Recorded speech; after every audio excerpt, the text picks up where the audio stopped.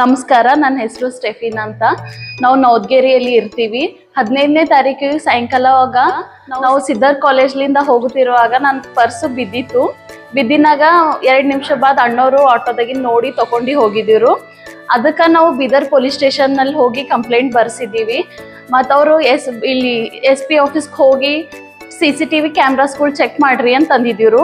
ಮತ್ತು ಬಂದಿನಾಗ SP ಸರರು ಮತ್ತು ಹರ್ಷ್ ಸರು madam ಅವರಾಗಿ 2 ದಿವಸ ಕಂಟಿನ್ಯೂ ಆಗಿ ಚೆಕ್ ಮಾಡಿನಾಗ ಅವ್ರದ್ದು ಆಟೋ ಸಿಕ್ಕಿ ಅವ್ರದ್ದು ಆಟೋ ನಂಬರ್ ಮುಖಾಂತರವಾಗಿ ಅವರಿಗೆ ಕೇಳಿ, ಹಾಂ ಸರ್ ನನ್ನ ಹತ್ರನೇ ಇದೆ ಪರ್ಸ್ ಅಂತಂದು ಅವ್ರು ತೊಗೊಂಡು ಬಂದಿದ್ದಾರ.